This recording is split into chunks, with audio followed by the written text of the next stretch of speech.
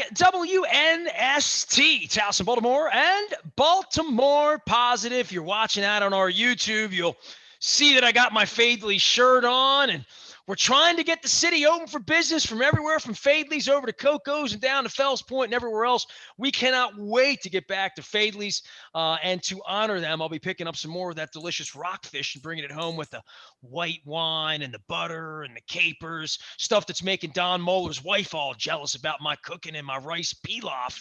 Also, our friends over at State Fair, we're going to be over with them again, al fresco, hopefully having some chicken and waffles and some of that French press coffee. And Evan owes me a margarita over at El Guapo as well. And last but never least, if I were to change the view from here to, maybe to downtown to, let's say, here where I live, Moeller and Gary Realty would be the answer to all of my prayers to sell my condo. They can find your answer as well at Moeller Homes. Don Moeller, your son is, you said I have $1 million view here. I said it's half price, currently half price.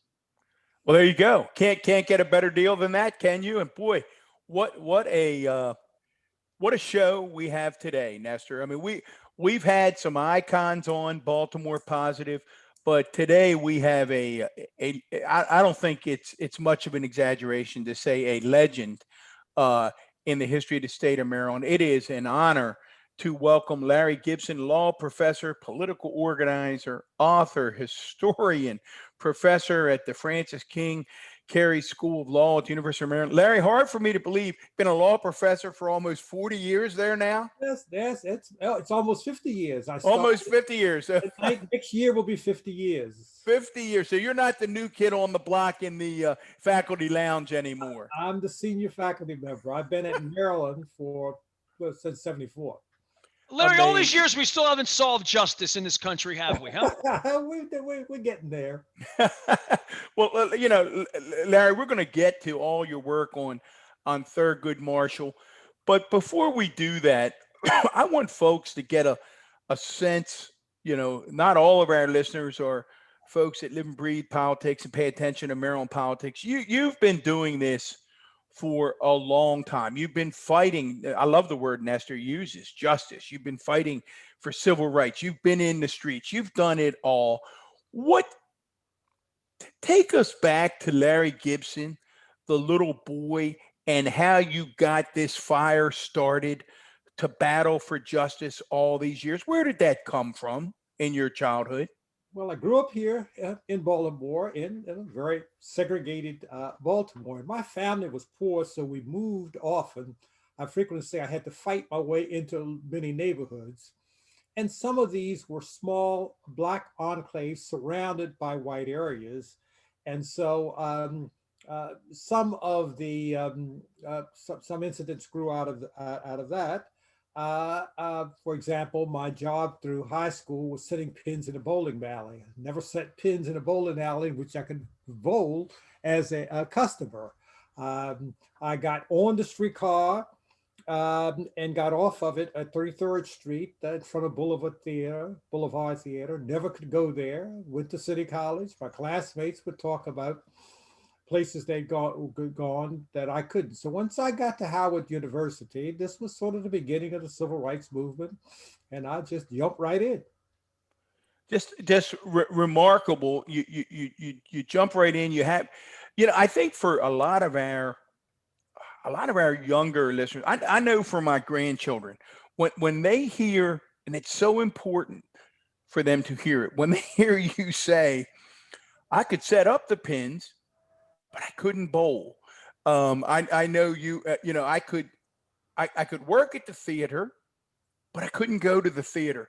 And I know that one of your successes along the way, and one of our connections of many, is my good buddy and my college roommate, Wayne Curry. I always remember the story, Larry, and I know you were instrumental in him becoming county executive. People have heard me tell it before. I'd say, we were sitting at a little restaurant. We met each other the first day at Western Maryland College. Wayne was one of 5 or 6 African Americans, Joe Smothers, Vic McTeer. There were a handful of trailblazers at Western Maryland College. Wayne was one of them. And we're sitting in a restaurant, and everyone around, it's 1968, everyone's getting served. And Wayne and I are sitting there, and we'd been there long before most of these folks, and everybody's getting served. And I say to Wayne, what the heck is going on? And he just laughs and looks at me and goes, you don't get out much for a city boy, do you? He said, let me educate you, young man, what's going on, you know? And then he gave me the gospel according to Wayne Curry. That was my good friend Wade. Look, but see, the one time that I got served during that period made me angry. I was a student at Howard University, and the sitting movement was going on. And we were sitting in restaurants all over Maryland. So I was delighted when we came to Baltimore. Howard's in Washington. Each group had 5 restaurants we had to go to. So we started downtown. I remember one was called the Harvey House. There was the Eager House. Our last restaurant, of course, we were either denied in or thrown out. And our last of the 5 was to be the Oriole Cafeteria on York Road. There's a CVS there right now. Well, but this was unlike the restaurants where you had the order. This was a cafeteria. The food was sitting out there on trays. So we come in, about 4 of us, and we immediately go to the left and start grabbing food. Get to the back to the cashier, expecting to be thrown out. The cashier starts ringing the food up. Well, I had to borrow money. And then we sat at the table. I looked down, and I had this meal, which I had no intentions of eating. It was baked fish. I mean, I'd never had baked fish. Fish in my family was fried. It was brown. It was this yellow baked fish, and that salad that has carrots and raisins on it. And so I still to this day call that my salad. So I got angry with them. You know, y'all supposed to throw us out of here. What are you trying to do? I wasn't prepared. They had heard about the cities that day, and just for that day says, well, let's not have no problem, and went back to segregating, excluding us the next day. Well, when you laugh about it now, and I find it interesting that life can allow you to laugh about that, but if that happened to me tonight, I wouldn't laugh about it. I remember getting thrown out of a place because I didn't have long enough pants, and they were sort of profiling, and it really angered me as a 40-year-old that I couldn't even go in and give them money. I know that feeling for a moment. Rage, right? Literally. Some things stick with you. My family lived in the Govans area, in a little block where it was the only block that had Black folks. Our closest recreation center was Dewey's Playground, jump off of Woodburn. My brothers and I and my cousin, who lived with us like a brother, joined the recreation center. They threw us out. But you know what we were upset about?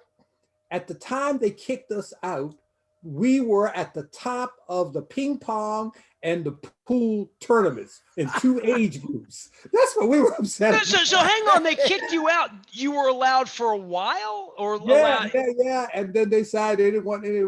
This is a Baltimore City recreation park, Dewey's Recreation Center. And the reason I mentioned the permanence of it, I recently did a story. I'm trying to remember why I did it, but anyway, I went by there, and I still get upset. Oh, by the way, when they kicked us out, we were accepted in across the street. There's something called the Woodburn Center. It was a center for abuse or delinquent children. They had a ping pong table. They had a pool table, and they accepted us in. So the reform school became our recreation center. So we were okay. How often would the police be involved when they would say leave? I mean, no, nobody. Just get up and leave, or no? No. We ran from the police. I laugh now when people say, "Well, why did Freddie Gray run?" The only thing that Freddie Gray did wrong, he didn't run fast enough. Right. No, you didn't call the police wouldn't have been helpful. Right. That was well, I would say a different time, but maybe not. We'll get into some of that. For those of you just joining us, we are with almost 50 years now, professor at the University of Maryland, Larry Gibson, really a legend in Maryland civil rights and Maryland politics. Larry, one or two more things about growing up, because it's fascinating. When you were this young kid and you were at City or in your neighborhood, who were the figures in your community in terms of leaders or ministers or teachers, in addition to your friends? Who were the folks that made an lasting impact on you? The people that I remember mostly were teachers. At junior high school, a man named Lou Richardson, a woman named Betty Williams. But then when I got to City to see the school, the Brown versus Board of Education decision came down in 54. And I went to City College in 56. So it's just a couple of years. It was an oasis of egalitarianism. I don't remember anything that I could describe as racial discrimination in this school that had just been desegregated. In fact, in my sophomore year, I was elected the class treasurer, and then in the last 2 years as the class vice president. Remember, this is like 700 young men, maybe no more than 6% who are African Americans. And so I remember very much Jerry Nathanson, the coach, and Ed Novak. There was recently a Sun paper article on an incident that occurred in my freshman year, my 9th grade at City. I went there in an A course. I was running track. I fell and broke my arm. They took me to the closest hospital, which was a Union Memorial Hospital. And for the longest while at the emergency room, they would not set my arm because they didn't serve Blacks. Finally, Novak was able to convince someone there. It's 1956? No, this is 1950, spring of 57. They was able to convince someone to set my arm. I just, in the last year, learned the full story. A classmate wrote a letter to the editor. He remembered this, wrote a letter to the editor of the Sun and published it. And it turns out that what had happened was that there was a City College graduate who was a doctor residence at a Union Memorial, and he came up and spoke with Ed Novak and said, "Look, Coach, I'll set this young man's arm." So that was that was in my freshman year of high school. But City College, I very much remembered not only him, but certainly other professors. And so throughout most of my early year, my real heroes and the people had real impact were teachers. And were you and Kurt Schmoke? I know you're good friends, have been good friends for many years. Were you classmates with Kurt back then? No, Kurt's 7 years younger than me. Kurt, I was not a contemporary of mine. But you fast forward, I love a story that Kurt has repeated a number of times, former Mayor Kurt Schmoke, president of the University of Baltimore. He says, when I ran for state's attorney, and this gets us into your political acumen, which is legendary. He says, when I ran for state's attorney, our first polls in the spring showed that I was going to get killed. I was down 20 to 30 points. You're laughing. And I said, we're going to get crushed. He said, Larry came back, said he had crunched the numbers, and believe it or not, we're going to close the gap, and you're going to win a close election. Inquiring minds want to know, what did Larry Gibson see in crunching those numbers? What did you learn that you've used for decades to be this guy that's seen as a political wizard? What did you see that no one else saw, Larry? What I really saw was how this man was going to ruin my summer. Kurt came and said he was thinking about running for state's attorney against William Swisher. He had never run for office. He was on a trajectory to be a very successful lawyer, and I did everything I could to try to talk him out of it. Part of it was his interest, but also self-interest. I'd started my teaching career, and I was doing lots of travel during the summers, and I had a great trip planned to go to Nepal that summer. And I didn't want to be bothered with any political campaign. Primaries then were in September.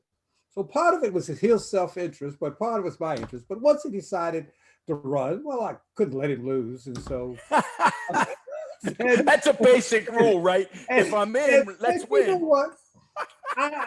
that was the first state's attorney's race. There was another state's attorney's race. There were 3 mayor races. I didn't get rid of Kurt Smoke until 1999. That's 1982, and that's 1980. That's hysterical. What did I see? Someone I couldn't get rid of. Larry, drill down on that, because to me, you may have, I didn't see it in my research, but you could write the book on how to win campaigns. If I'm a young up and comer that you take a shine to now, and they come and they make the pilgrimage and they say, Professor, I want to win. What have you learned? What's the key to winning, Larry? Well, first of all, my first citywide election in Baltimore was 1968. But my first political campaign, and maybe the one I learned the most from, was in 1960, fall of 1960. Georgia Pearson for homecoming queen of Howard University. The student government office was not the top election. I later was elected the student body president, but the most important election at Howard University was the homecoming queen.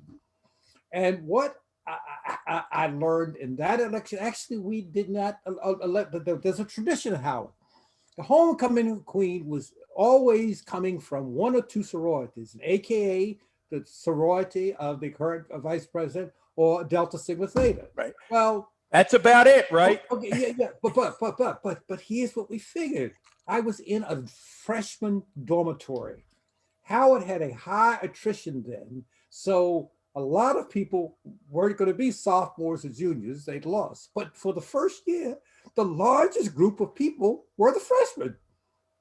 So what I figured out were the numbers. Wait a minute, we've got the numbers.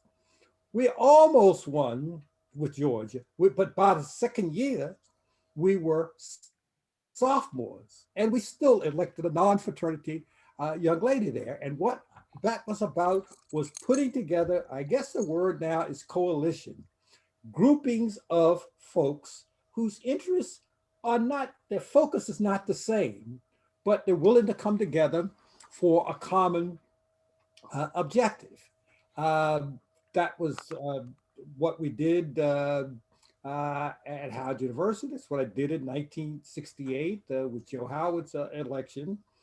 And but I don't know if there's any other formula, but that's what I learned from my first early campaigns. Most often, if someone comes to me, I'm going to try to talk them out of it. Nestor, can you relate to that? Larry, I brought this positive project to him. He said, "I'll do anything for you, but you can't run for mayor." And I'm like, that's kind of the point, like. Yeah, but why would anyone put themselves through what is involved? I mean, I admire them to run for office and to be elected. I mean, you're immediately suspect by everybody. The media has its job to do, which is to be negative and critical. As you approach people, they wonder whether you are focused on their interests or your interests. I admire people who are willing to go through that. And my friends, I try to talk them out of it. But if I can't talk it out of them, most often I'm going to try to help them. Yeah, when you don't talk them out of it, they then come back and say, all right, Professor, we're in. Wayne's another one. I remember saying, Wayne, you're making money, good money. Wayne was a very successful lawyer. I said, man, you don't need this. You know, Larry, and I'm sure you were involved in talking with Wayne about this. I remember one night, I guess it must have been at that point when it was, Martin O'Malley was talking about running. Wayne was thinking about running. Dutch was thinking about. You go down the list. They were all thinking about running, and they began to float. And I know it was Wayne that floated it to have fun. They kept floating this idea that Wayne Curry might be lieutenant governor for one. And I was at a big dinner one night. A lot of folks you probably know. I know. I said, Curry's going to be LG, and I chuckled, and I actually excused myself from the table. I went out to the parking lot and I got him on the phone. I said, why are you doing? And he, of course, belly laughed. He said, it's just a lot of fun. I said, Wayne, there is no planet where you could be the number two. That planet doesn't exist. You put the you described Wayne. Wayne in politics enjoyed it. It was fun. Oh, He was successful. He was productive. He got a lot done. But at the heart of it, Wayne enjoyed every minute of it. That was we that always was remember great Senator fun. Mikulski's a good friend of the show, and she loves to tell the story. It didn't make any difference that she was, this very important United States senator. When you went to Wayne, she said, when you got pulled back into that little kitchen behind his office, you knew you were But he was about still smoking when he's not supposed to be in the right. village. Yeah, I know about that. you know that kitchen. I know that. You know that kitchen well. Again, we're with Larry Gibson, longtime law professor, University of Maryland. Larry, before we leave politics and get to Thurgood Marshall, Nestor, you'll find this interesting. Here's a story, Larry, that hasn't been written. And when I heard about it, I said, son of a gun, how do we not know this? You got involved in the presidential election and then the senatorial elections in Georgia. You got involved in Pennsylvania, and then you got involved in Georgia, which ends up with a 50-50 Senate. Walk us through how Larry Gibson, law professor at the University of Maryland, gets involved in Pennsylvania politics and then Georgia politics. Well, I've been involved in a few presidential elections in Pennsylvania for some time because Maryland was often not close, and it was the outcome in Maryland was preordained. So for both of the Obama elections, I dabbled a little, but everybody knows I put up a lot of signs in the counties that kind of border on Maryland: Delaware, York, Chester, Lancaster County. But and that's what I thought I might do this time. But when I started poking around, I discovered that the Democrats were not doing enough for on the ground in terms of sign visibility. And folks know I love political signs. And in fact, as you drove around Pennsylvania, all you saw were Trump signs. And so I decided to do something about that. We put together some money here in Maryland and purchased 20,000 lawn signs, and then contacted Pennsylvanians and sent up a lot of Marylanders, and we put up Biden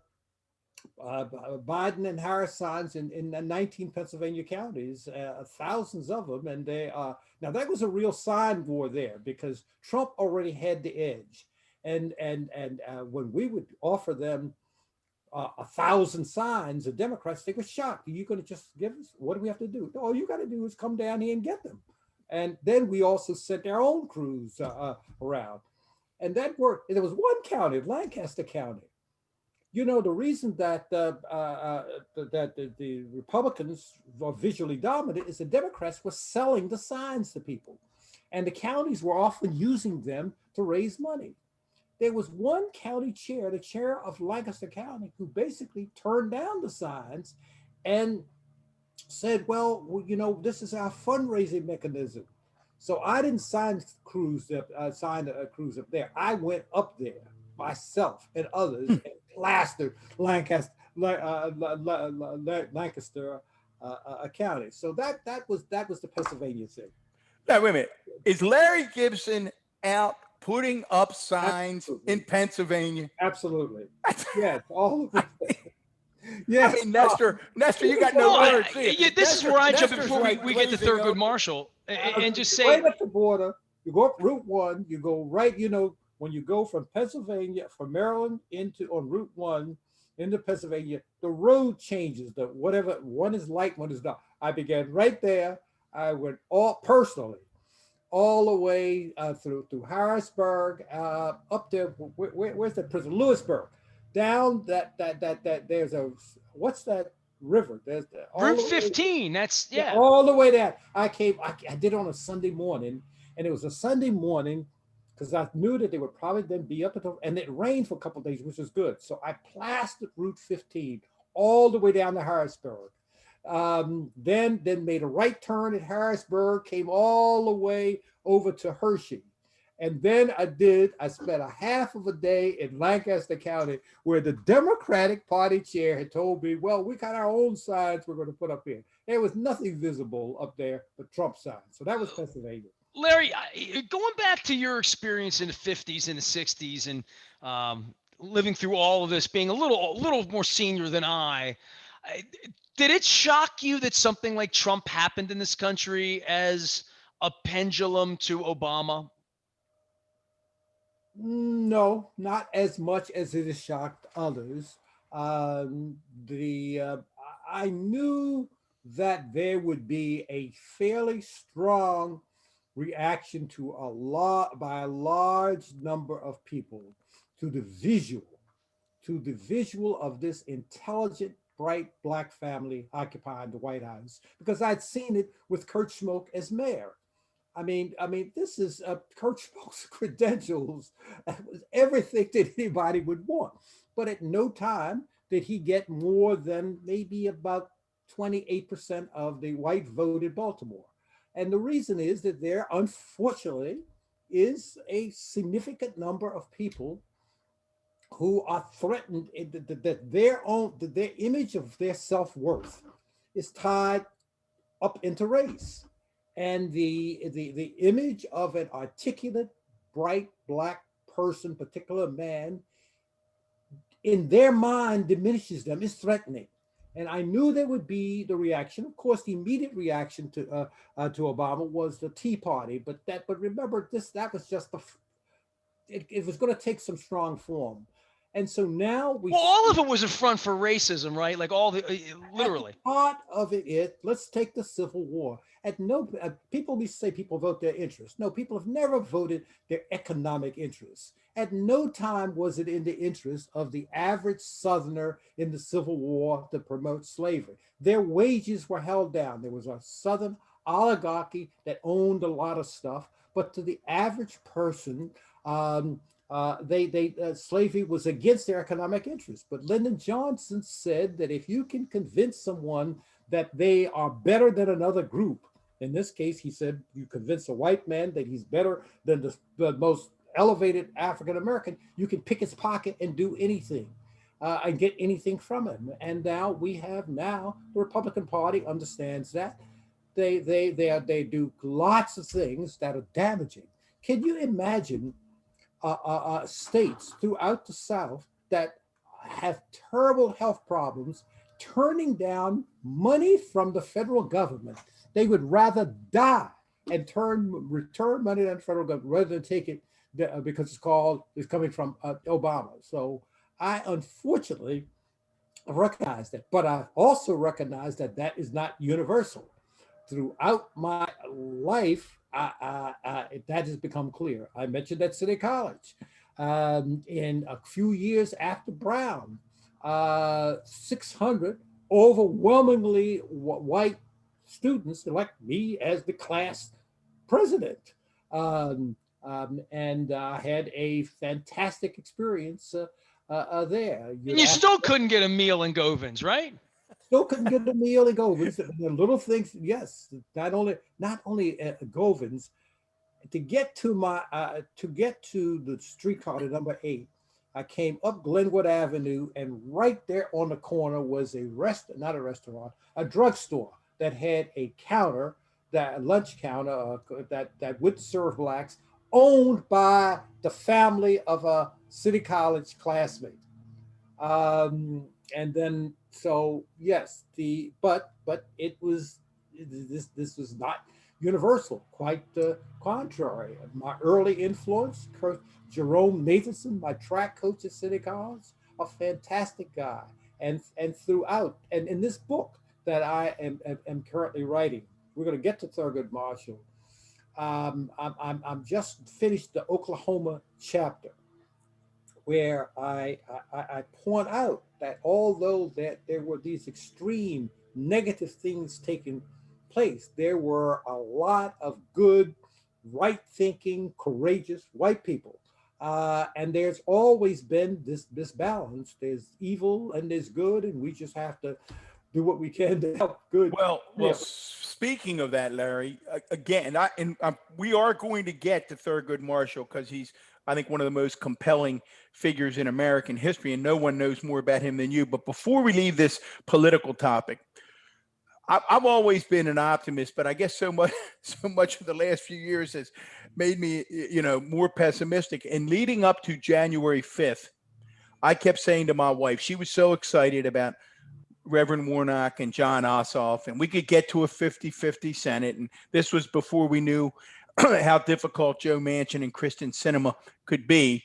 But it would have been worse without John Ossoff and Reverend Warnock. I kept saying to her, look,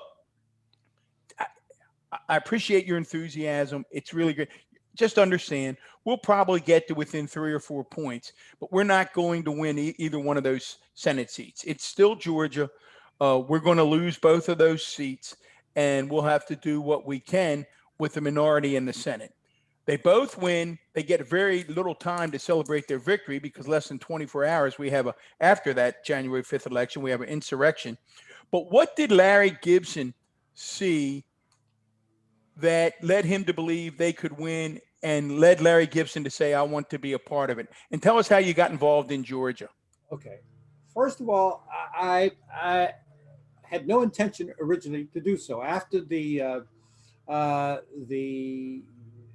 presidential election, I told my publishers, I'm going back. We're going to finish this book. No more delays. But it was clear that Democrats needed to win both of those elections. And what I saw in the early election stage right afterwards, do you hear that noise? These people are cutting this grass. That's all right. Okay, was that it adds authenticity. Warnock and Ossoff were running good campaigns, but they weren't really campaigning together. And I was fearful that some Democrats would vote for one and not vote for the other. So I designed a sign that put them together. This was not their official campaigns, and raised money here in Maryland. It was all Marylanders. They got 25,000 of them, a real good quality yard sign. But I also found that even more extreme than Pennsylvania, the Democrats weren't doing enough in the rural areas. The campaigns were heavily on television. That's a very Democratic thing, right? To sort of quit on red districts, right? Yeah. But they were not putting up signs, but neither were the Republicans. Unlike Pennsylvania, where the Republicans had been heavily on the ground, in Pennsylvania, the Republican senatorial candidates didn't have much on the ground either. So I got together, I produced and paid for 30,000 signs, went down, and we set up operations. I didn't even know Georgia geography. It's an amazing story, Larry. We set up operations. I got a map. This was 5 months ago, literally, right? Yeah. Saw that Macon, Georgia was literally in the geographical center of the state, in north, south, east, and west. But I ultimately set up operation just below that, a place called Warner Robins. It's like the Glen Burnie of Macon, Georgia, in a catering place there. And we ultimately had organized sign operations in 119 counties. 109 counties. That was the other thing. I didn't know they had that many counties. I mean, Pennsylvania, 19, I got about a third of the counties in Pennsylvania. You go to Georgia, they have 159 counties. So, this is a Netflix. You realize this is a Netflix movie, right, Larry? But I contacted all of the Democrats, spent like 3 weeks emailing and phoning the various Democratic operatives in each county. Each county has, even those that are predominantly Republican, have a Democratic chair. And at first they didn't believe me. I said, look, if I got some signs to you, would you get them up? And they were thinking that I was talking about 10 or 15 or 20. I said, no, I'm coming down there with 25,000. How many can you use? And then it spent 3 weeks getting the word started What's the spreading. power with signs? Why are you nuts with signs? And because it is something that works 24/7 for one. A commercial is on here, and if it's on private property, it shows that person and their whole neighbor become a part of the campaign. And even if it isn't, it is a controlling the turf. I've had this argument with campaigns and candidates forever. I mean, Because going you've back, heard, Larry, I want to interrupt and I want you to finish because people have said to you over and over, right? Larry, signs don't vote. yeah, I You've know. heard. All right, now go ahead. Now answer them. Television commercial vote. Neither does a piece of mail. I understand that people vote, but it establishes the turf, and people see these things constantly. And so here's what happened was the Republicans did not respond. And so even in those counties in Georgia that are overwhelmingly Republican and continue would be the vote Republican, the visual impact was of Democratic dominance. And what that did was encourage the 20 or 30% of the Democrats in those counties to get energized. And by the way, this was not a racial thing. I estimate that about 70% of our signs were picked up and delivered by white Democrats. This was not a black thing. This was that's about the racial composition of the state, and that's what happened with the signs. And as I said, the Republicans did not respond. They put up a few billboards, but by election day, from one end of Georgia to the other, I mean from the topmost counties all the way down to those bordering on Florida, it looked like Democratic stronghold. And if you go back and look at the numbers, what changed was not what happened in the big cities. By the way, I didn't put up a sign that I know of in Atlanta or Augusta or Savannah, because that's where the campaigns were active. I concentrated in those rural areas, and the folks there insist that it made the difference. Counterpunching, as it were, literally. I don't know. Yeah, but we kept waiting for the response from the two Republican candidates, and they never did. Well, Larry, I would suggest that when folks look at that election, there's going to be a chapter on what you did, because while certainly those elections were won in the suburbs of Atlanta, they were won by maximizing Democratic turnout, as you point out, in those rural areas. It might not have happened. Hey, Larry, maybe you. the Republican plan was to have the corrupt con man president call the folks down in Georgia and have them find some extra votes. Maybe that was the plan all along. What do you think? What I need. Hey, Larry, before we let you run, can't let you go without talking about one of the most amazing people in American history, and truly a project of love for you. You've written really the definitive work on young Thurgood Marshall, still available out there, folks, in bookstores and Amazon. Young Thurgood, the making of a Supreme Court justice. And now you're doing, you said you and the publisher have agreed. You took a couple minutes away from writing. I apologize to the publisher. Tell folks, give us the For Dummies version of what makes Thurgood Marshall such a transformational figure. I fly out of the airport all the time. What should I think when I pull up there? Okay. And you did that, right? You got that name for him, right, Larry? Go look at the exhibit. Now, that's Thurgood right there. That's Thurgood right there. Thurgood Marshall was the most important American lawyer of the 20th century. And I didn't coin that phrase. I think Lawrence Tribe did. That the impact that he had was in so many areas. And interestingly enough, although his most famous case is Brown versus Board of Education, that certainly did a lot to begin to deconstruct Jim Crow, he regarded as his most important work his voting cases, beginning in 10 years before Brown in 1944, and dealing with the Texas white primaries, and then in multiple states. And then he, as Solicitor General, defended the constitutionality of the Voting Rights Act. He would be really distressed with the current situation. He thought that that was the one battle that we had won, that to be fighting again the voting rights battle would really be distressful to Thurgood. So my first book, as you've pointed out, Don, covered his early years, called Young Thurgood. The book that I'm finishing up now goes from the 1934 to 54, the 20 years, the 2 decades before Brown. And that's the bulk of his work in the trenches, in the South, primarily, through the Second World War up to Brown. That book will come out next year. But the first book, I'm really proud of it. The foreword to it was signed. It was written by Thurgood Marshall Jr. On the back, there's a blurb from Sissy Marshall, Thurgood's wife, who says it's the most accurate book ever written about her husband. And so I'm very proud of my work there, and look forward to. Well, Larry, people talk about which fascinates me, because Thurgood Marshall is this guy that people play in movies, and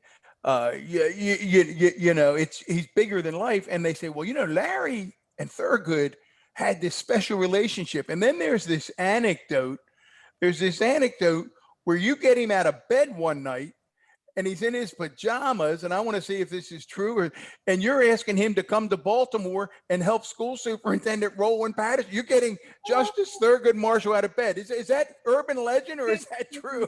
No. First of all, they didn't have a long relationship. I was spoke to him only a couple of times. The first time is in 75, when I went to his house late one night to get him to sign this order that you're referring to. It was the first time I'd met him. And I just kept getting lost. And so I get in front of his house, and it's a few minutes after 11 o'clock. And I'm saying, am I going to knock on the door of a Supreme Court justice? Well, I did. And he came in his fast bathrobe. And the first thing that Thurgood Marshall ever said to me in life was, "Counselor, this had better be a criminal matter." To which I took a chance. I says, "No, Mr. Justice, but it is about Baltimore." I wasn't sure what his reaction would be. He says, "Okay, come in." I didn't get out of his house till after 2. He woke up, and there was another young lawyer with me, and he talked about growing up in Baltimore. I'd been led to believe that he just hated the city. Well, of course, he disliked the segregation like I did, but he wanted to know about friends and places, and he was really interested in whether certain buildings were standing. That's 1975.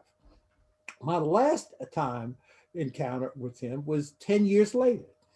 Mr. Clarence Mitchell had died, and the city had decided to name the courthouse the Clarence Mitchell Courthouse.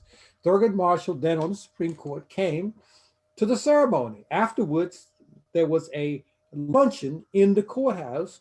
I came up and asked, "Can I take a picture with him?" He said, "Okay." Well, it was taking the photographer a while to snap the picture, adjusting his camera or something. Thurgood Marshall turns to me and says, "So what am I supposed to do? Kiss you?" that is the last thing that Thurgood Marshall ever said to me in life. So I remember the first thing, "Counselor, this had better be a criminal matter, and what am I supposed to do? Kiss you?" Well, Larry, what should we, you've been very gracious with your time. You mentioned voter suppression and the horrific things taking place across the country right now, and all that they're trying to figure out Democrats how to maneuver around Joe Manchin and Kristen Sinema. What should we and our listeners always remember about Thurgood Marshall? Well, I'm first want to respond about Thurgood Marshall, but about this matter people should remember that how how difficult it was in the past to vote, and you take all of these measures that they're undertaking, they shouldn't frustrate us in our vote. Voting used to be all on one day for about 10 hours, all in the same place. Folks should not let any of these measures, as horrific and as ridiculous as they are, and as bad faith as they are, frustrate them in their right to vote. And it looks like that sort of reaction. That certainly was the reaction in Georgia. All of those efforts to stop them to vote produced a record, a record turnout. I So don't know. Larry, I don't want to lose that point because that's a perspective that I don't think we've heard very often. So what you're saying is don't let all of these efforts that we see in 47 states all across the country, don't let them take away your right to vote. They can't. And if that means you have to go vote and stand in line, then go vote and stand in line. Am I capturing what you're saying? Yes, through most of the existence of this country, and certainly through most of my political experience, you voted on one day, election day, and that was it. There was no early voting. There was no voting by mail. These are good things. I hope they continue to advance, but we shouldn't get so spoiled in comparison to what the value is of voting to allow these things to frustrate it. And quite to the contrary, use them to our advantage. If we are more energized, then folks who are less energized will do better. So these are despicable, but they need not be fatal. Our Fascinating. And guest is final Larry question. Gibson. Go ahead. I would say, Lester, I said that one final question, and that is, what Okay. should we and the people in our audience, what should they always remember about Justice Thurgood Marshall? He believed in the U.S., America, as to our articulated principles. He realized that we had not lived up to the expressed principles, but they provided the target, and he was just determined to push the country as far along as it could, but to not get frustrated with the fact that what the actions now don't match up with what those principles are. I mean, we have a constitution that's all a principle that all men are created equal at a time when this was not a democracy. Only white men could vote. Women couldn't vote. Blacks couldn't vote. Asian Americans couldn't vote. But still, this was a country founded on an ideal. He said, let's just keep on trying to perfect it. Larry Gibson, law professor, lawyer, political organizer, and historian, our guest here, and historian of all things Thurgood Marshall. We'll look forward to hopefully having you back on when part 2 comes out. And I don't know when the book is done. It's not like a cake where it comes out of the oven. You're like, oh, it's perfect. At some point, you got to release it, Larry. No. It goes to the printer the fall of this year. It comes out next year. There'll be lots of promotional stuff. And you're done with politics till the next election, right? I am done with politics until I get this manuscript in, and then I will look up and see what's going on, and then decide what if anything I'm going to do. Well, if I run for mayor, I'll call you next. All right, you talk me out of it. Works so well for Schmidt. He's going to give you the same answer I did, Nestor. Larry, I walked him through. I said, nah, it's just not a good idea. I'm growing my hair long. I'm unelectable, Larry. I have enjoyed this conversation. Thank you. Thank you for joining us. Appreciate you. Larry Gibson, our guest here on Baltimore Positive, on behalf of all of our sponsors, including our friends at Wise Markets. That was another wise conversation here. You can join us at Fadley's, hopefully very, very soon. We're putting together Mayor Brandon Scott to join us at Coco's very soon. We are doing the crab cake tour all over Maryland. Open up some conversations beginning on August 1st. I'll be having 30 crab cakes in 30 days right here in Maryland. I'm Nestor. He's Don. We are WNST. AM 1570, Towson, Baltimore, and we never stop talking Baltimore positive.